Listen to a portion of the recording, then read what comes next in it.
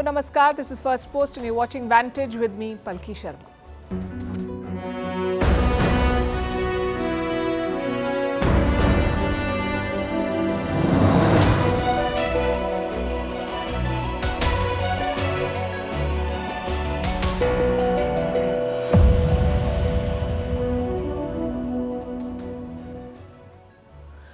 The US election has taken a dramatic turn. There's turmoil in the Biden camp. The Democrats want him to stand down. The voters are losing faith in him, but Biden is determined to run and his party is hoping to be saved by Michelle Obama.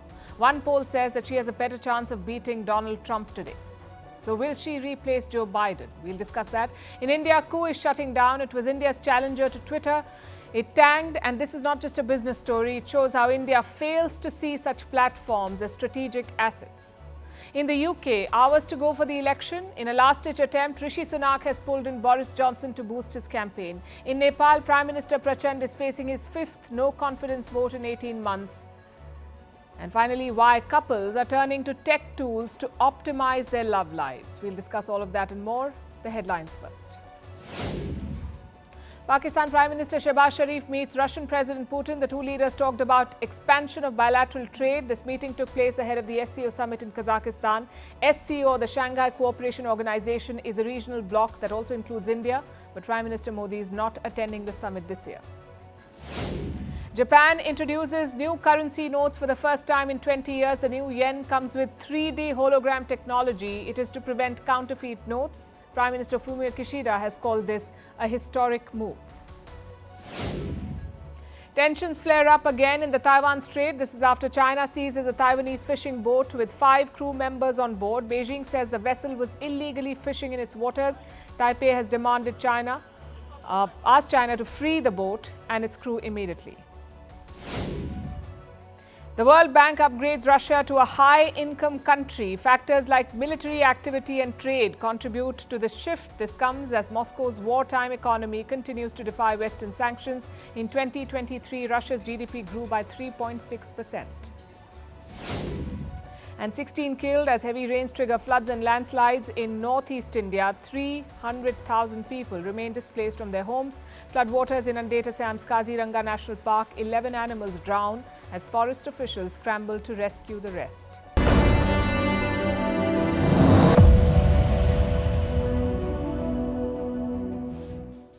We begin tonight with the US election. It is witnessing a momentous shift. There's turmoil in the Democratic Party. Their candidate Joe Biden is facing an intense pushback. Last week's debate fiasco may end his presidential bid. There are now public calls for Joe Biden to step aside. Members of his own party are building pressure. Democratic lawmakers are breaking ranks like Lloyd Doggett.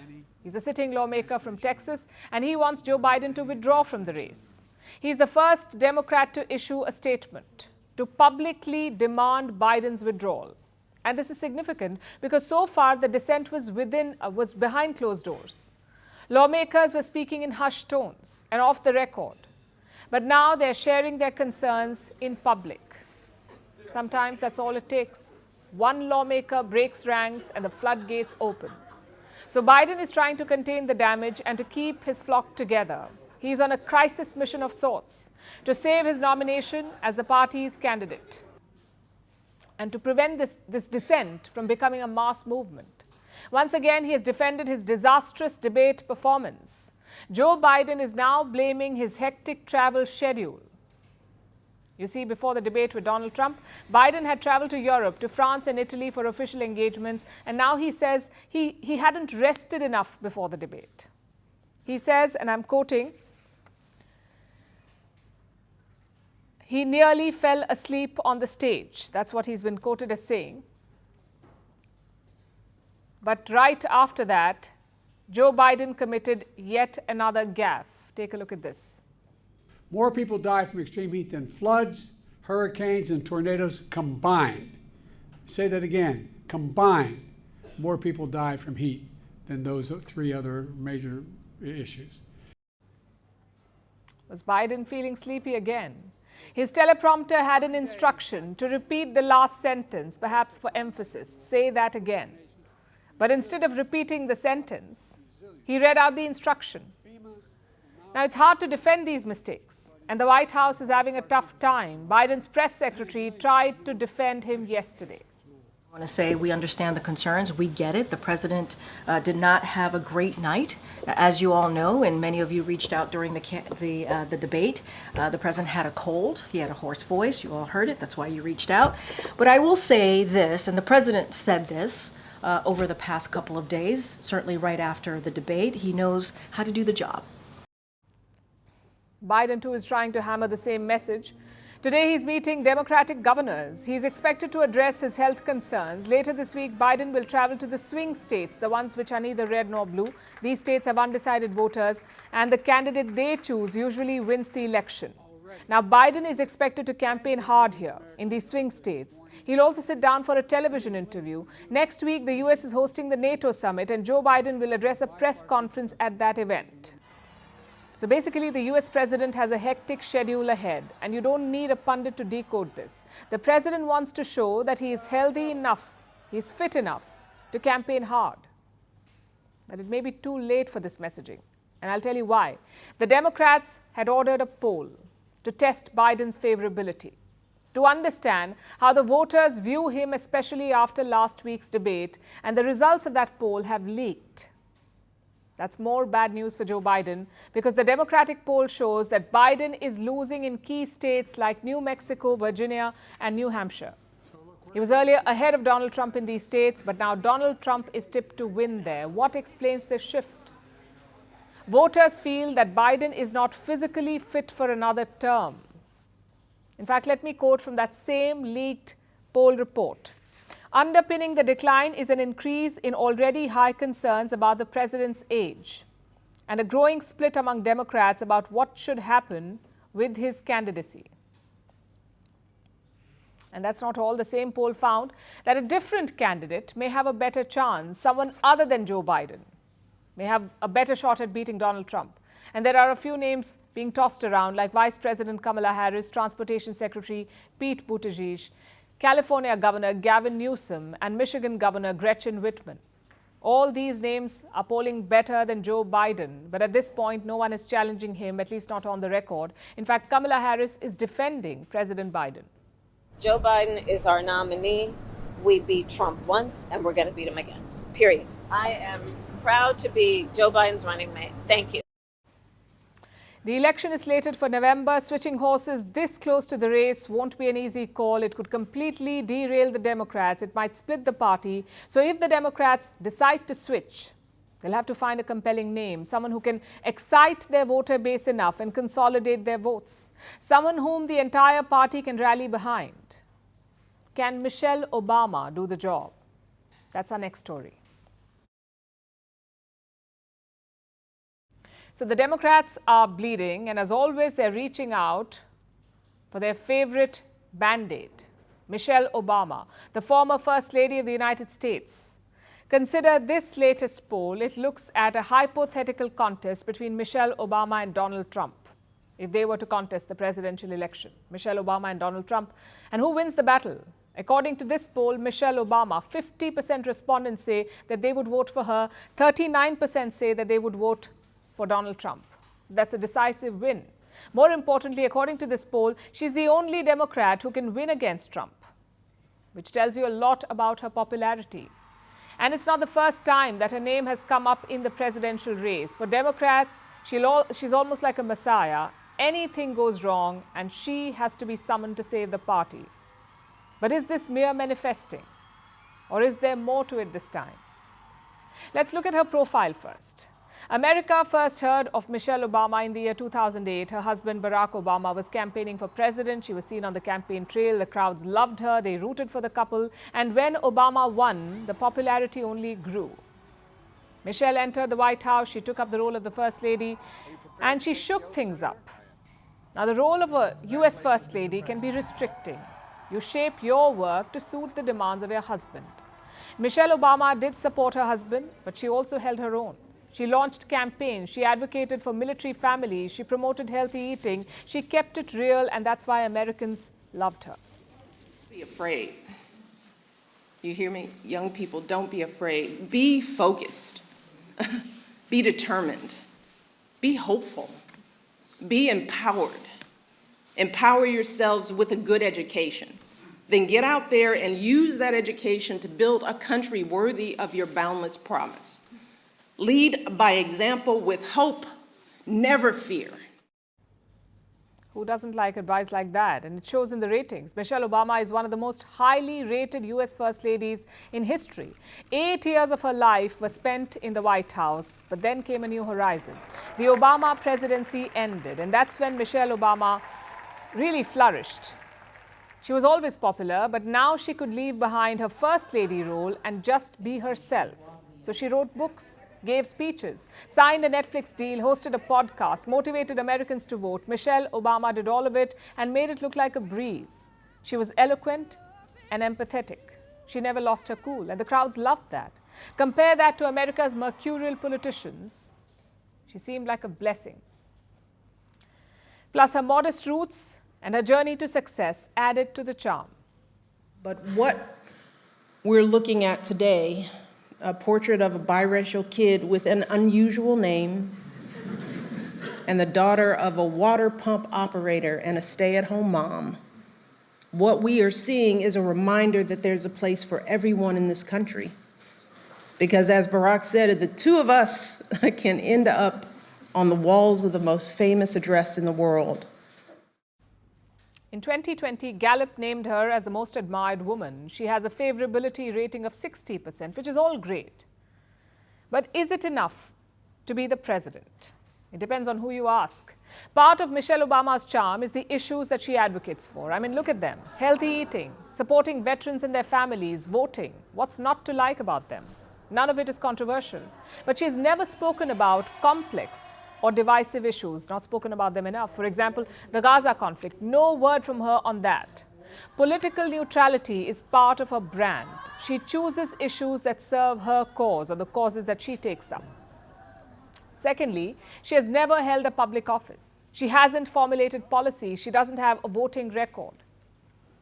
So you don't know how much she will hold up in the real political world. And to be fair to her, Donald Trump did not have any of it in 2016 either, and yet he managed to beat Hillary Clinton. So I guess the bigger question here is, does Michelle Obama even want to run for president? And the answer is a big no. She has said it multiple times. She does not seek an office. She does not want to run. She does not want to be in the White House again. That's what she's been saying. But the Democrats aren't giving up hope. Will their daydreaming get them anywhere? We're not too sure about that.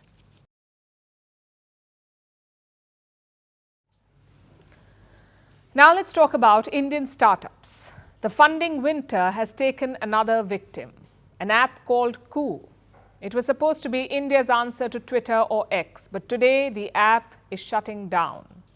Koo has run out of cash. The money has dried up. In a last-ditch attempt, the founders tried to sell the company. After going back and forth for months, the buyout talks collapsed. So Koo is shutting down. It had launched in 2020.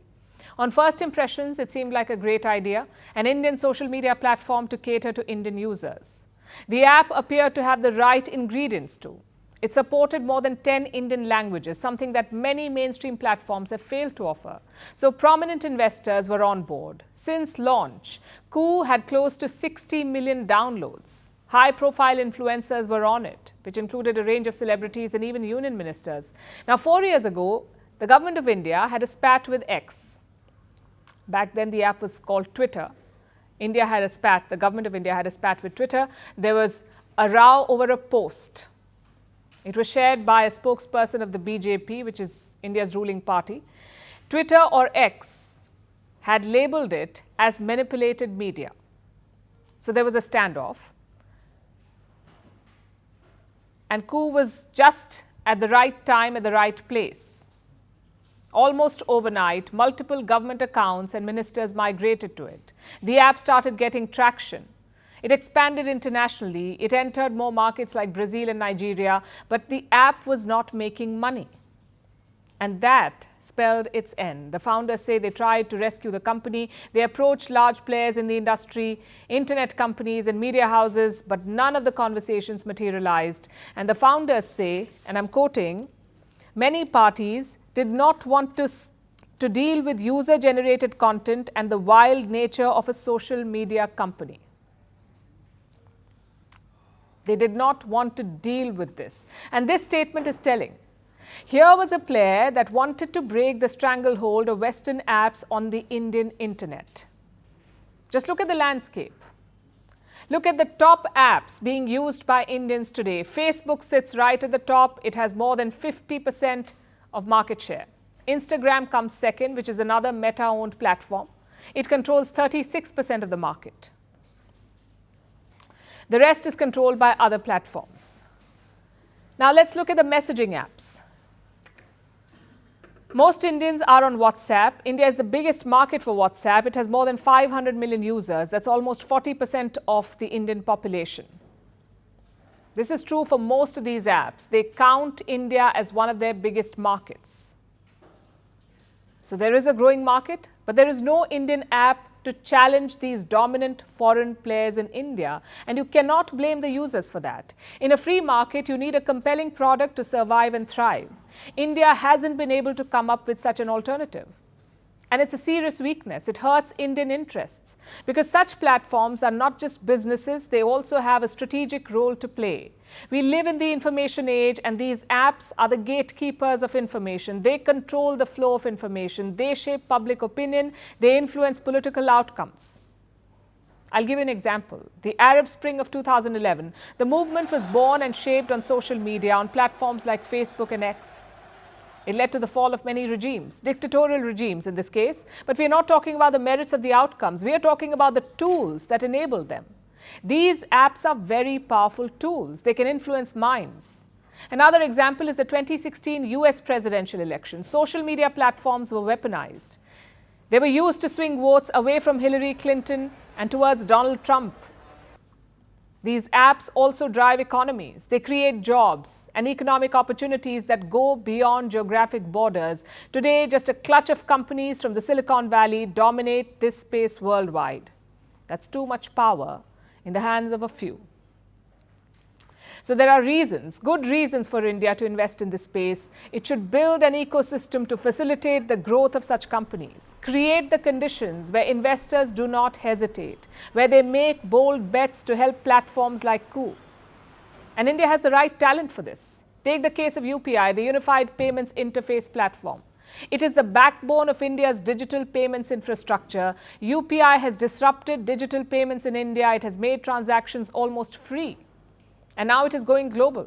UPI is now available in countries like Singapore, France, and the UAE. It has the potential to revolutionize cross-border transactions. Today, most of them go through a bank and customers have to pay extra charges. UPI could disrupt this space for the better. If India can do it in fintech, it should be able to do it in the content space, in technology, media, social media. It is time to make more success stories. It is time to see these entrepreneurs as strategic assets, to invest in them and not let them fail. Staying with India and the tragedy in Hathras, it's a district in the state of Uttar Pradesh. Yesterday, there was a religious function there. 250,000 people showed up, but the venue could accommodate only 80,000. The situation got out of hand. There was a stampede. More than 100 devotees were crushed to death. The gathering was organized by a local preacher, a man called Narayan Sakar Hari. Before he became a godman, he served as a cop in the local police for nearly 2 decades. He is now being blamed for the stampede. Police have submitted a preliminary investigation report. It says that the devotees were rushed. The devotees rushed towards this man for his blessings. His security pushed and shoved them away, and that caused the stampede. The godman is now missing. The entire episode is distressing and tragic, and unfortunately not a first. It exposes many pressing issues in India, like the safety of devotees. Anyone who's visited a major place of worship in the country would tell you that unregulated crowds are common. And these so-called men of God exploit the faith and misery of the poor, while the administration looks the other way. Our next report has more. It is a disaster which could have been avoided. The space where these devotees had assembled wasn't small. Permissions were in place to host up to 80,000 people, but the event went out of control. more than 250,000 devotees showed up. That's 3 times more than capacity. The state government has ordered a judicial probe. The investigators will encounter some familiar issues. Issues which most devotees in India deal with when they visit a place of worship. Overcrowding is a common feature at such venues. In the recent past, it has led to many mishaps, like what happened in 2022 in Kashmir on New Year's Day. Thousands of Hindus had gathered at a famous shrine. The crowd was too large. There was a crush and 12 people died. Something similar has happened at Hathras. The organizers say they spent more than 2 weeks preparing for the event. But early inquiries have revealed some clear gaps in the arrangements. The event happened inside a giant tent. Reports say there were not enough exits, and the crowds had blocked the existing ones, making it difficult for people to leave. The families of the victims say there was no crowd management and no medical staff on standby. To make matters worse, the ground was muddy due to rains. Many people lost their balance, they slipped and fell, only to be crushed by the crowd. This incident fits into a pattern of mishaps. Religious gatherings in India are quite prone to such incidents. A few years back, some researchers looked into this, and what they found was shocking. 79% of all stampedes in India happen at places of worship. Broadly, there are 2 factors to blame: the lack of crowd control and lapses by organizers in planning and coordination. Such incidents have taken thousands of lives in the past. Between 2001 and 2014, India witnessed over 3,000 stampedes. Most of them happened at religious events, and they have killed more than 2,400 people. Clearly, India needs more robust measures to protect devotees at places of worship.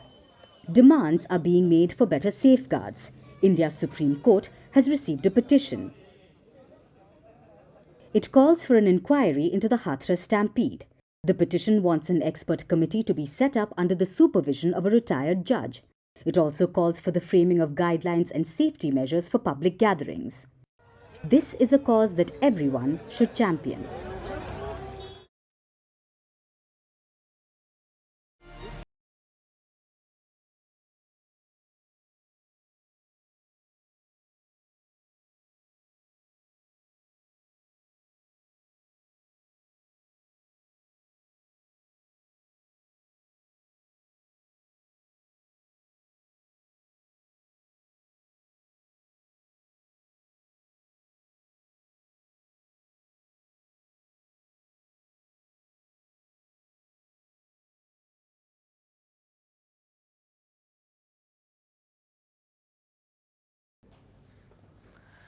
Now let's look at what's happening in the UK.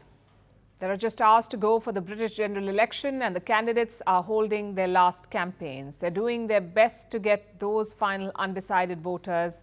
And as for Prime Minister Rishi Sunak, he's doing his best to soften the blow that's expected to come. For months now, opinion polls have been saying that Sunak is on his way out. He leads the Conservative Party or the Tories. They have been in power for 14 years. And the British public seems to have had enough. Opinion polls have on average put the Tories 20 points behind their biggest rivals. That's the Labour Party. Now the Labour Party's lead has shrunk in recent weeks, but they're still miles ahead of the Tories. They were a full 17 points up last week. That should translate into a landslide for Keir Starmer, the Labour Party leader. So unless a miracle takes place, Rishi Sunak will most likely be leaving 10 Downing Street. But of course, it's never over till the final whistle. And while in search of a miracle, Sunak decided to ask an old Tory stalwart for help. How grateful I am to all of you for everything that you've been doing over the last few weeks, and for coming so late tonight to this venue, way past Keir Starmer's bedtime. If you are slightly surprised to see me, I want to be absolutely clear that I was glad when Rishi asked me to help. Of course, I couldn't say no. Sunak rang up his old boss Boris Johnson, who stepped in to try and charge up the Tory supporters. Now, Johnson is the UK's former Prime Minister. He's a controversial figure, and that's putting it mildly. He's now infamous for Partygate. Boris Johnson hosted parties at 10 Downing Street, and he did so during COVID lockdowns. He violated the strict social distancing laws that his own government had put in place. Ordinary people could not go out and meet their dying relatives, but Boris and the gang were partying in the Prime Minister's office. So you can imagine the public's anger when word of these parties got out. And pictures. Boris Johnson was removed from office in disgrace. Sunak was his chancellor then, like his finance minister. He was among those who helped oust Boris. He was accused of betraying the Prime Minister, and now he's called him up asking for help because Boris Johnson still remains popular in certain Tory circles. Isn't it great to have our Conservative family united, my friends? Will this belated reconciliation between Boris and Sunak help turn the tide? Probably not. But that did not stop Boris Johnson from giving it his best shot. 5 years ago, you helped to send Jeremy Corbyn and his then disciple, Keir Starmer, into orbit where they belonged, and we got Brexit done. We restored. Labour are so cocky that they're so complacent, they're so smug, they're barely concealing their agenda anymore, and we can see what it is. Boris Johnson launched an attack on the Labour Party's agenda. The Conservatives claim that Labour are planning to raise taxes and not do anything about a burning issue in the UK, which is illegal immigration. The Conservatives are sticking to their main plan, that is sending people to Rwanda. Rishi Sunak says that if he's back in 10 Downing Street on Friday, he will do everything possible to start the Rwanda flights. Labour will not be doing this. They will take a different approach. Their leader, Keir Starmer, has not exactly spelled out his plan, but he may not feel the need to do so. After all, he seems to be cruising towards victory. So let's look at another question. What would Keir Starmer's victory mean for India? Historically, the Labour Party used to be the preferred choice for Indian origin people in the UK, and therefore it had good ties with the government of India, but this changed under Starmer's predecessor. That was Jeremy Corbyn. Corbyn had a controversial take on the issue of Kashmir, and he was perceived to be against India's democratically elected government. So if Jeremy Corbyn was to win an election, Anglo-Indian ties would have suffered. But Keir Starmer is not Jeremy Corbyn. He has tried to rebuild Labour's relationship with the Indian community. He is also fielding a number of Indian origin candidates during this election. In fact, every British political party is doing this. They all know how important British Indian votes are. One candidate even brought a dash of Bollywood to their campaign. Shilpa Shetty is campaigning in Leicester East. It just shows how influential Indians can be in the UK.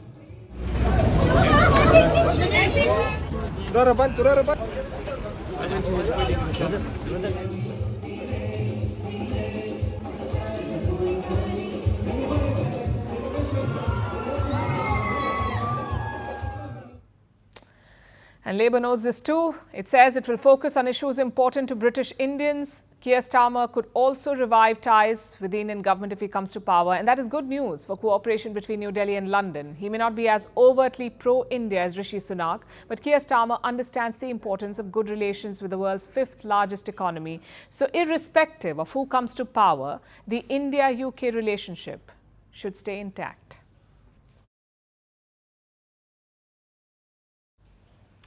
Our next story is about Nepal, where political parties seem to have taken the phrase burning the midnight oil a bit too seriously. Nepal has three major political parties. Late on Tuesday night, two of them struck a deal, the Nepali Congress and the Communist Party of Nepal. And what's the deal about? It's a power-sharing pact. The two parties want to oust Prime Minister. The Prime Minister, his name is Pushp Kamal Dahal, also known as Prachand. He belongs to the third major party, the Communist Maoist Centre. Now his rivals, the other two parties, want him out. But can they really pull it off? It's basically a numbers game. And right now, the opposition, these rivals, have the numbers. You need 138 seats for majority in the Nepalese parliament. The Nepali Congress has 89 seats. The Communist Party has 78. Together, that's 167 seats, so way more than 138, which is why the two sides are fairly confident. They've asked the Prime Minister to step down, but Prachand remains defiant. He says he would much rather face a vote of confidence, meaning there should be a vote in Parliament. If the opposition has more numbers, the Prime Minister loses the vote. Now, Prachand has faced and survived four such votes of confidence in the last 18 months. And all of this indicates political turmoil. But that's all that Nepal has known since 2008. Until the year 2005, the Himalayan nation was a constitutional monarchy. But the last king, Gyanendra, went rogue. He dismissed the parliament and he claimed absolute power. It led to protests across the country. People took to the streets demanding the abdication of the king. So in 2006, he finally gave in. Gyanendra transferred powers to the parliament. Soon the monarchy was abolished in Nepal, and in 2008, the country became a democracy. Usually that's a good thing for a country. But for Nepal, it was a disaster. In the last 16 years, Nepal has seen 13 governments. Imagine that, 13 governments in 16 years. That's like having a different government almost every year, but with more or less the same players and the same chaos. Parties changed sides, coalitions broke down, prime ministers changed. It's like political musical chairs, and it seems never ending. I'll give you an example. In 2022, general elections were held in Nepal. Prachand wanted to become prime minister. His ally was the Nepali Congress Party. They did not agree to his prime ministership, so Prachand switched sides. He went to the Communist Party. That's the faction of former Prime Minister Palki Sharma Oli. But even that arrangement lasted only for a few months. In March 2023, Prachand dumped Oli. He went back to the old friend, the Nepali Congress. Then this year, in 2024, Prachand changed his mind again. He dumped the Nepali Congress and joined hands with Palki Sharma Oli once again. So much for having trust issues. And now it seems that both alliance partners have had enough. They're tired of this back and forth. So the Nepali Congress and the Communist Party have joined hands and decided to dump Prachand altogether. I know it's confusing. If you fail to understand this, do not blame yourself. Bollywood movies have simpler plots and lesser drama than this. And it's not just complicated and confusing. 13 governments in 16 years also means instability. It means damage to Nepal's economy. In 2023, Nepal's GDP grew by just 1.9%. Inflation was around 8%. Unemployment stood at 11%. Investors do not want to come to Nepal. The youth are leaving the country. Last year, around 400,000 Nepalese left the country. They have a population of around 30 million. So that's a huge chunk of people leaving. And it's mainly because of jobs. But what options do they have? Their politicians are busy shifting loyalties. In April this year, some citizens were fed up of this, so they took to the streets. Do you know what their demand was? They wanted the monarchy back in Nepal. It shows how deep the political crisis is. It's an unfortunate and dangerous trend because putting a person back on the throne will not solve Nepal's problems. Monarchy is never the answer. But to save their democracy, Nepal must stop their politicians from playing a game of thrones.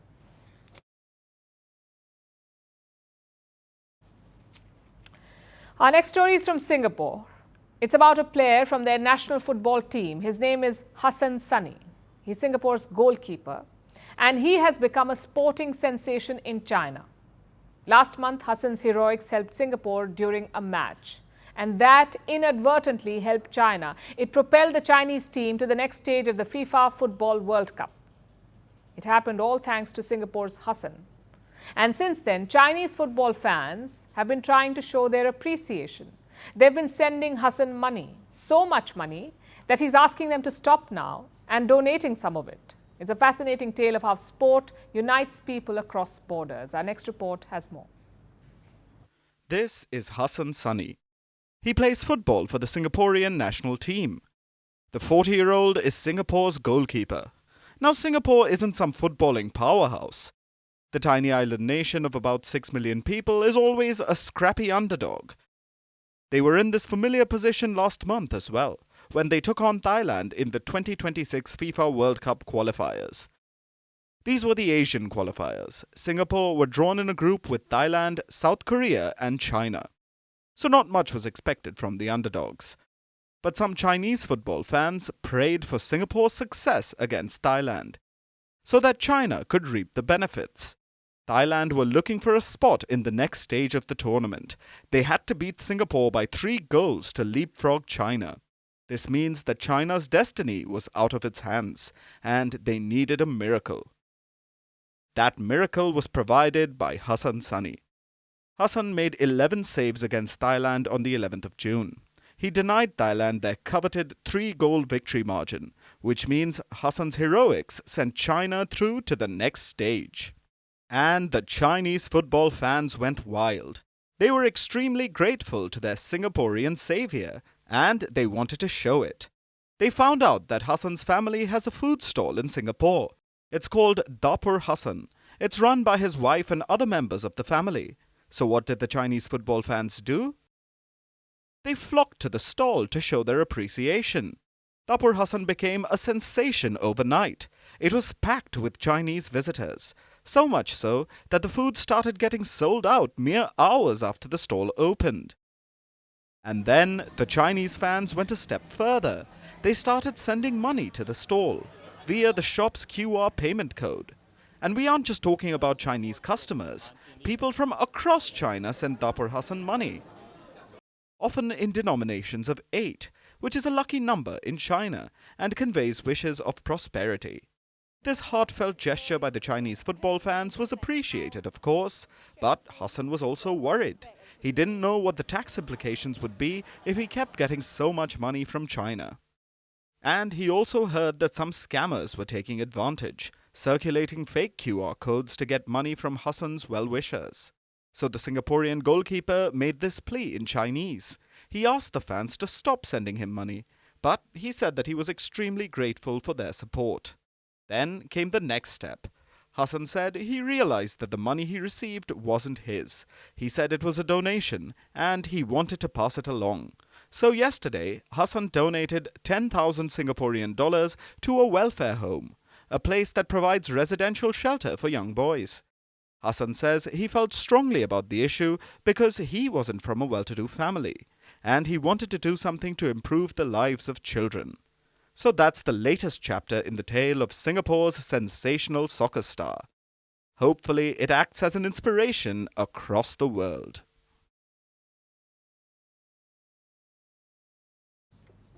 Now let's look at Africa, at Kenya in the east. The country is still seeing protests. They've become a regular occurrence, scheduled for every Tuesday and Thursday. They began 2 weeks ago. People were protesting against new taxes in Kenya. The Kenyan government had proposed them in the annual finance bill, which is their annual budget. But many in Kenya were against the tax hike, so they took to the streets. These protests were led by young people and they were mostly peaceful. The protesters just wanted to put pressure on the government, and it worked. Kenya's President William Ruto withdrew his finance bill. The people got what they wanted, but it came at a high price. The Kenyan police have been clashing with the demonstrators, and more than 39 protesters have died as a result. This has led to widespread anger, which was visible during yesterday's protests too. Those were empty coffins. Protesters in the capital, Nairobi, placed them on the roads. It symbolizes their anger against police brutality. But it seems that the police do not care, because they clashed with the protesters again yesterday. Take a look at this.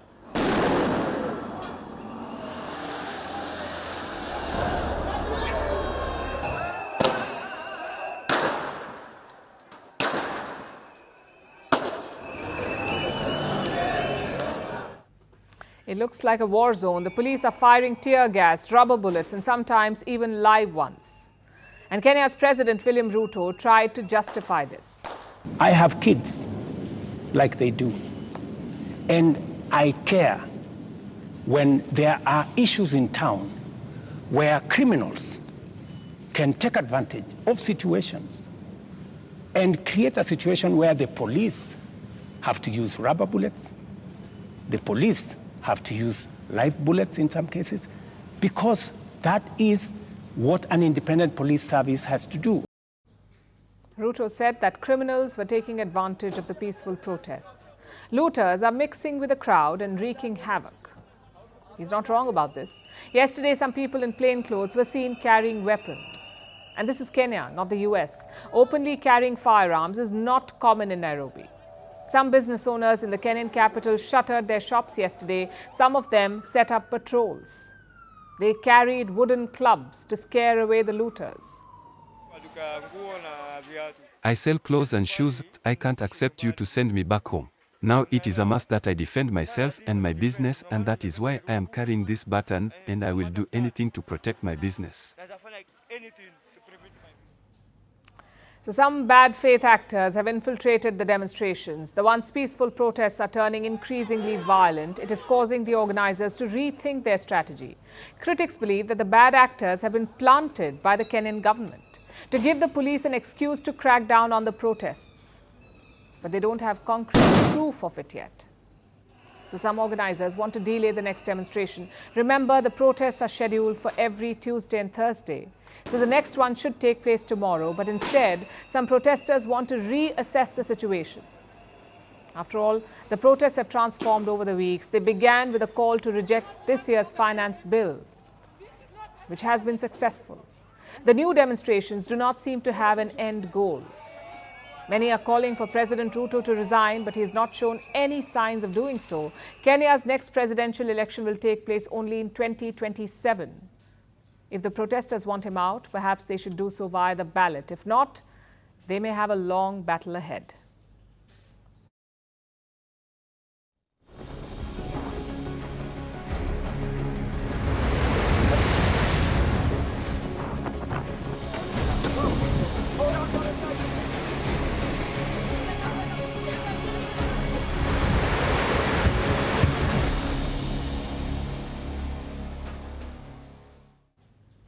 Our next story comes from the Caribbean, where Beryl, a deadly hurricane, is devastating one island nation after another. The storm began on Monday, and so far it has killed at least 7 people, rendered thousands homeless, and broken records. Beryl is the earliest ever Category 5 hurricane in the Atlantic Ocean. What makes it so powerful? And is respite in sight? Here's a report.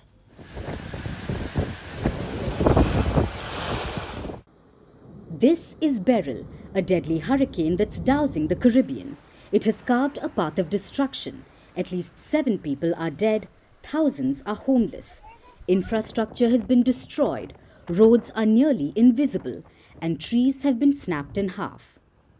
Look at these before and after satellite images. This is the scale of devastation. The hurricane first made landfall in Grenada on Monday.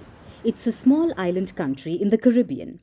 Experts say it was flattened in about half an hour. At the time, Beryl was a Category 4 hurricane and it caused extreme damage. To see this level of destruction, it is almost Armageddon-like, almost total damage or destruction of all buildings, whether they be public buildings, homes, or other private facilities. Complete and total destruction of the natural environment. The entire communication system is completely destroyed. But this wasn't the worst of it. Since Monday, the storm has been roaring through the Caribbean islands, and it's only getting stronger. This has stunned experts because Beryl is breaking records. A storm as strong as Beryl has never been recorded in the Atlantic Ocean in June. A day later, it made another record. It became the earliest ever Category 5 hurricane. Now the storm is moving towards Jamaica and is expected to bring a barrage of problems, and people are worried. Yeah, right now we're worrying about the storm here because we don't know it's reached Category 5 and Jamaica. People are worried every ways. People are concerned about the storm, of course. The hurricane could weaken gradually, but it could still inflict significant damage before that. It will pass over Jamaica and then unload deadly storm conditions across the Cayman Islands. But what's behind this life-threatening hurricane? Why is it so devastating? Because of climate change. The storm is powered by above-average sea temperatures. As the oceans are warming, hurricanes are getting worse. And this is only the beginning of hurricane season in the North Atlantic. The experts say the worst may be yet to come. Hurricane Beryl is the earliest Category 5 hurricane on record. It highlights the growing impact of climate change on global weather patterns, particularly on small island developing states like Jamaica. While our carbon emissions are minuscule, our region bears the brunt of the impacts of climate change. Others are echoing the sentiment, like the Prime Minister of St. Vincent and the Grenadines, an island country in the Eastern Caribbean. Union Island has been devastated. The reports that I have received indicate that 90% of the houses have been severely damaged or destroyed. Their roofs, structures. The Union Island Airport's roof is gone. It's no more. Now the Prime Minister is calling out rich countries for their climate failures and urging them to take action. And he's not wrong. Climate change could force many to pay the dues of others, as the unprecedented no longer remains the unexpected.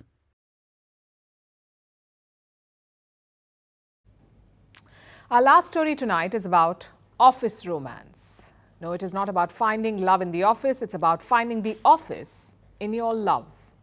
Sounds like Gen Z mumbo jumbo, and maybe it is. But this trend is all the rage.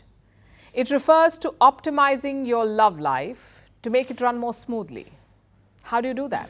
By using business management softwares to organize relationships. Believe me, this is not a dystopian future, it is already happening. Mostly thanks to tech-savvy youngsters. They grew up with technology, so it comes naturally to them. Plus, using digital tools like apps or softwares is part of our culture now.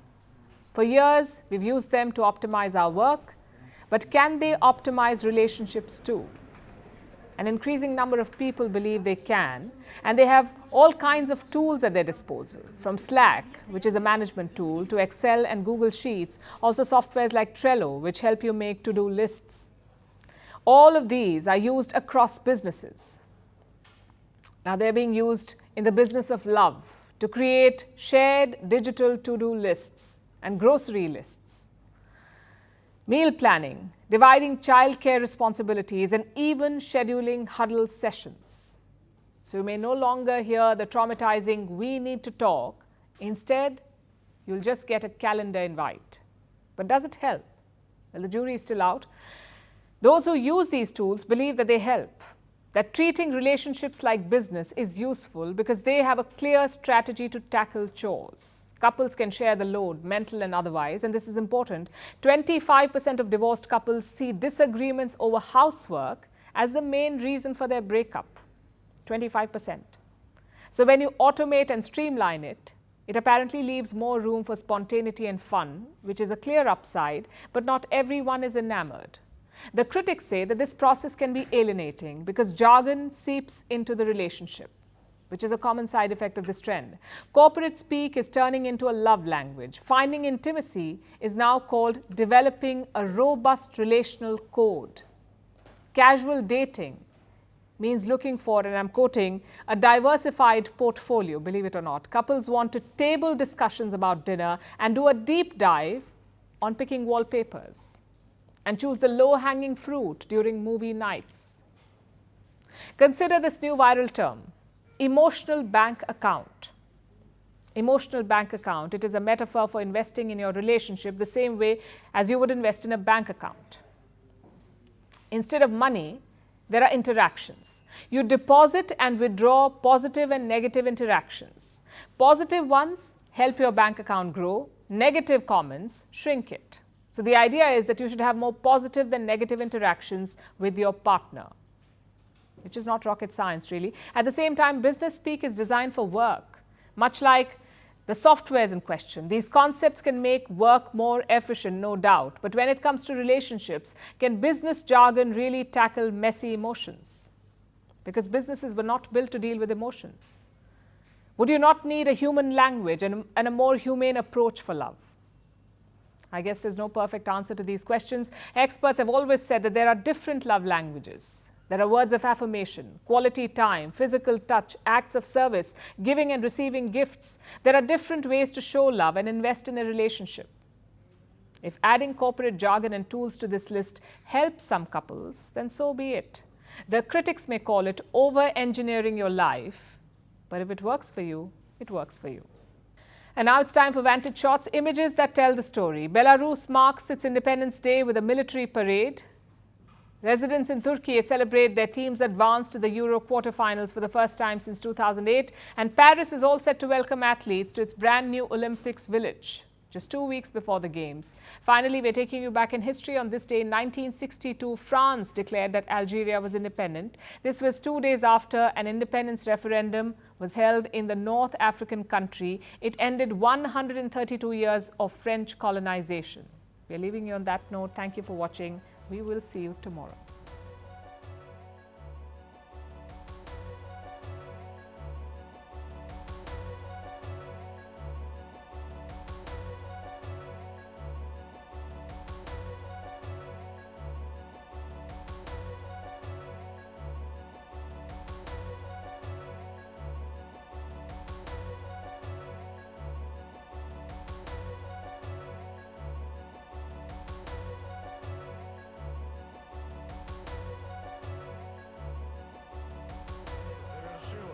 Войск и направляется к центральной трибуне. Министр обороны генерал-лейтенант Хренин. В стенах училища получают образование достойные и сильные юноши страны. Готовые публики проходят парадный расчет отряда почетного караула народно-освободительного.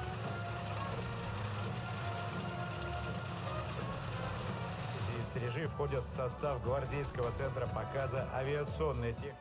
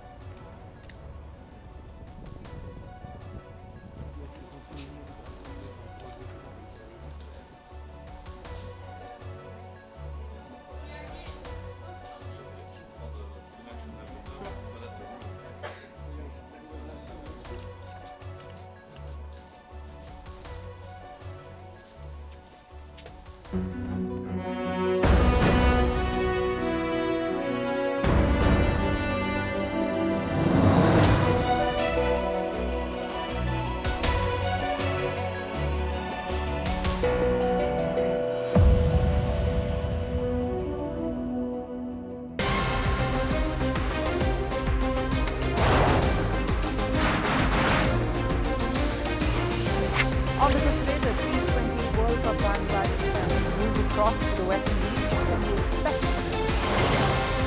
Hello, I'm Alice Green, coming to you from Durban, South Africa.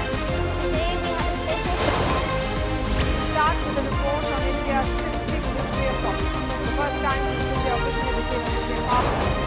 Hello and welcome to Firstpost America. I'm Eric Ham, coming to you live from the nation's capital.